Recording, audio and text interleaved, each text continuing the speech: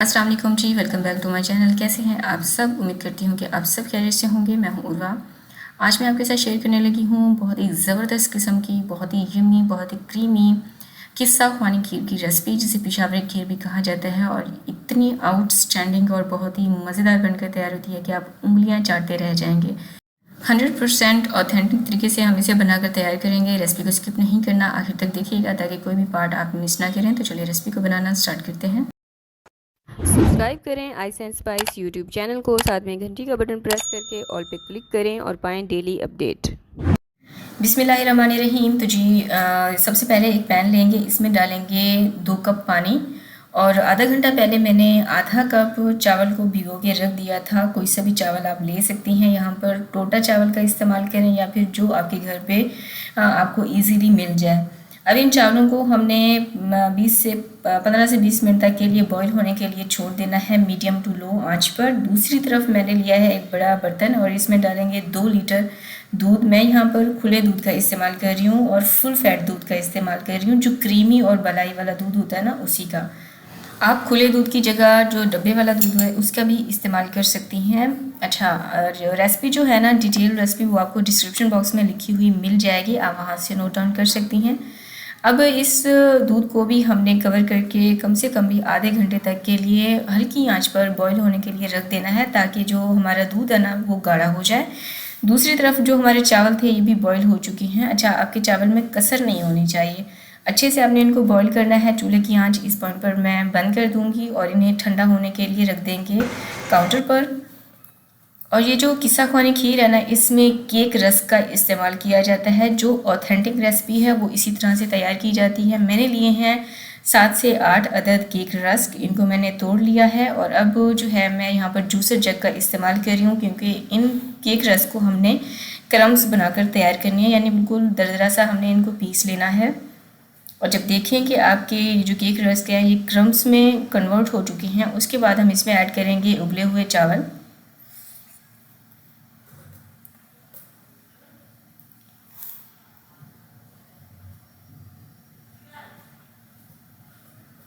और साथ ही इसमें ऐड करेंगे ज़रूरत के मुताबिक या फिर 2 से 1.5 कप के जितना उबला हुआ दूध।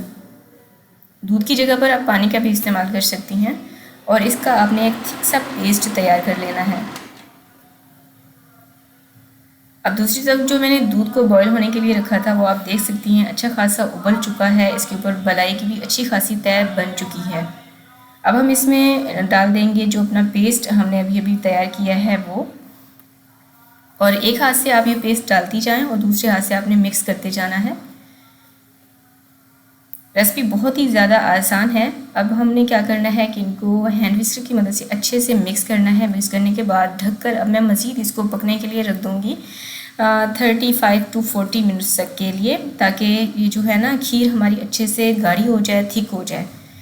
इसकी कुकिंग के दौरान आप कोई भी दूसरा काम करना चाहती हैं वो आप आराम से कर सकती हैं, क्योंकि हमने इनको हल्की आंच पर पकाना होता है। तो बस इसको इसी चीज़ का आपने ख़ास ख्याल रखना है कि चूल्हे की आंच बिल्कुल लो होनी चाहिए। पहले मैंने जो दूध उबलने के लिए रखा था वो भी बिल्कुल हल्की आंच पर रखा था, और अब जब मैंने इनको थिक होने के लिए रखा है वो भी बिल्कुल लो आंच पर 40 मिनट्स तक के लिए मैंने इनको पकाया है। अब हम इसमें ऐड करेंगे शुगर। मैंने यहाँ पर हाफ़ कप चीनी का इस्तेमाल किया है, साथ ही मैं कंडेंस्ड मिल्क का भी इस्तेमाल कर रही हूँ हाफ़ कप। अगर आपके पास कंडेंस मिल्क नहीं है कोई मसला नहीं है, आप इसे स्किप भी कर सकती हैं। फिर आपने चीनी की जो मेजरमेंट है वो 1 कप रखनी है इस जो है रेसिपी को फॉलो करते हुए। साथ ही इसमें ऐड करेंगे हरी इलायची का पाउडर। 3 अदद मैंने हरी इलायची ली, इनको मैंने अच्छे से पीस लिया था, ये इसमें ऐड कर देंगे। और इसको अब आपने पकाना है तब तक जब तक कि आपको एक डिज़ायर्ड थिकनेस नहीं मिल जाती है। ठीक है, तो लो आंच पर अब मैं इसको पकाऊंगी।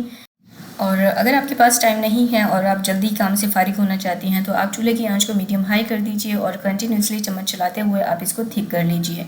लेकिन मैं आपसे यही कहूँगी कि आप इसको लो आंच पर पकाइएगा, क्योंकि लो आंच पर पकाने से आप देख सकती हैं इसके ऊपर बलाई आ रही है, और ये बलाई क्रीमी शक्ल में कन्वर्ट होती है, जिससे आपकी जो खीर है वो इंतहाई लाजवाब और क्रीमी बनकर तैयार होती है।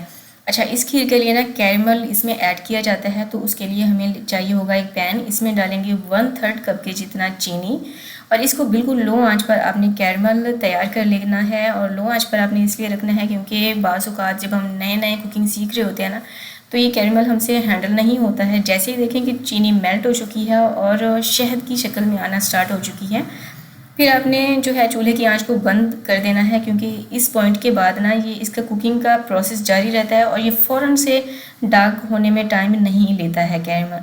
और अगर आपने ज़्यादा डार्क कर दिया तो ये इसका जो जायका है वो कड़वा हो जाता है। इस चीज़ का आपने ख़ास ख्याल रखना है। हमारा कैरमल तैयार हो चुका है। अब इसको हमने जो है इस खीर में ऐड कर देना है। इस कैरमल को जैसे ही आप खीर में डालेंगे ना, आप देखेंगे कि ये थिक हो जाएगा, पत्थर फॉर्म में हो जाएगा। तो आपने परेशान नहीं होना, क्योंकि जैसे ही इसका कुकिंग का प्रोसेस कंटिन्यू होगा ना तो ये फ़ौरन से मिक्स हो जाएगा विदिन 3 सेकेंड्स। ठीक है, अब चम्मच चलाते हुए आपने इन जो है खीर को और कैरमल को अच्छे से मिक्स कर लेना है, इतना कि इसमें ना किसी भी किस्म का कोई चीनी का चंक बाकी ना रहे।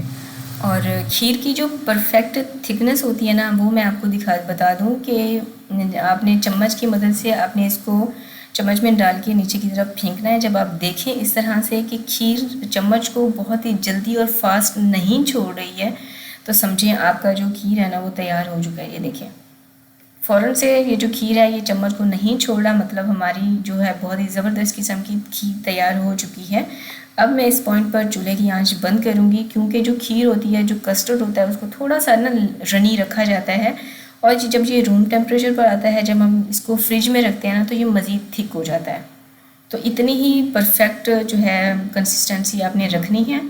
अब मैं इसको जो है डिश आउट कर लूँगी और इसको ठंडा होने देंगे। इसी तरह से काउंटर पर जब देखें कि आपकी खीर ठंडी हो चुकी है, उसके बाद हमने डेकोर करना है कुछ ड्राई फ्रूट्स के साथ, जिसमें मैंने लिए हैं बादाम, पिस्ता और काजू। आप अपनी मर्ज़ी से जो है फ्रूट ले सकती हैं। तो हैंडफुल ही मैंने इन तमाम फ्रूट्स का इस्तेमाल किया है और इनको मैंने बिल्कुल बारीक बारीक चॉप कर लिया था। रेसिपी देखते हुए यहाँ तक पहुँच चुके हैं, तो मुझे ये बताएं कि अभी तक आपने वीडियो को लाइक किया है या नहीं किया, आपको रेसिपी पसंद आ रही है या नहीं आ रही। आप अपनी राय भी कमेंट सेक्शन में मुझे दे सकती हैं। ड्राई फ्रूट्स के साथ डेकोर करने के बाद अब मैं इसको जो है रैप से कवर कर दूँगी। और इसको अगर आपके पास आपने दूसरे दिन इसको सर्व करना है तो आप ओवरनाइट इसको फ्रिज में रख दीजिएगा, बेस्ट होगा। नहीं तो आप 2 से ढाई घंटे तक के लिए लाजमी इसको फ्रिज में रखिएगा। और सर्व करने से पहले आपकी ये जो खीर है ये चिल्ड होनी चाहिए। तो मैंने इसको ओवरनाइट रख दिया था, दूसरे दिन मैंने इसको सर्व किया। तो यकीन करें बहुत ही यमी, बहुत ही क्रीमी और रिच बनकर ये खीर तैयार होती है। तो आप भी ज़रूर इस रेसिपी को ट्राई करें और इसके फीडबैक मेरे साथ कमेंट सेक्शन में लाजमी शेयर करें। मिलते हैं एक और मज़ेदार सी रेसिपी के साथ। अल्लाह हाफिज़।